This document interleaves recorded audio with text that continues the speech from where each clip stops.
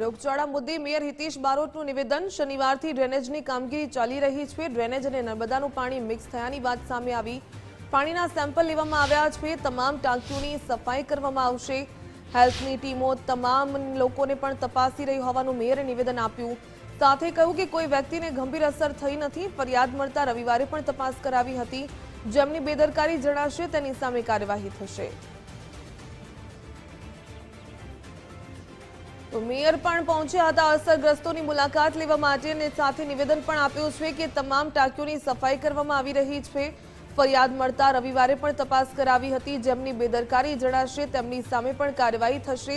સમગ્ર મામલો સામે આવ્યો છે। ઘાટલોડિયાની આકાંક્ષા એપાર્ટમેન્ટમાં એક સાથે 400 લોકોને ઝાડા ઉલટી થઈ ગઈ હતી। ત્યારે રોગચાળા મુદ્દે મેયર હિતેશ બારોટે પણ નિવેદન આપ્યું કે શનિવારથી ડ્રેનેજની કામગીરી ચાલી રહી છે। જેના કારણે ડ્રેનેજ અને નર્મદાનું પાણી મિક્સ થયાની વાત સામે આવી। પાણીના સેમ્પલ લેવામાં આવ્યા છે અને તમામ ટાંકીઓની સફાઈ પણ હાથ ધરવામાં આવી। ઉલ્લેખનીય છે કે હાલ તો એમસીની મોબાઈલ મેડિકલ વાન પણ સોસાયટીમાં પહોંચી છે અને તમામ લોકોની તપાસ હાથ ધરવામાં આવી રહી છે।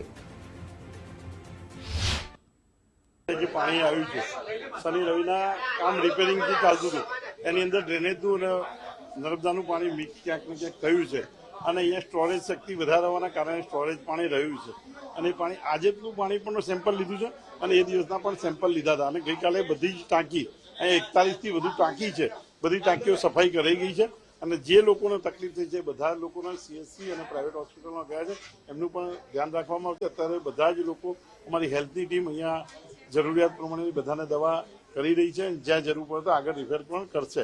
કોઈ હજુ સુધીની એવું કોઈ વધારે તકલીફનું જે તકલીફ છે એ તકલીફનું નિરાકરણ અત્યારે પાણીનું સોલ્યુશન આવી ગયું છે। જે લોકોની બેદરકારી છે એમના સામે અમારા એન્જિનિયરિંગ વિભાગ દ્વારા તપાસ કરીને આગળનું કાર્ય કરશે।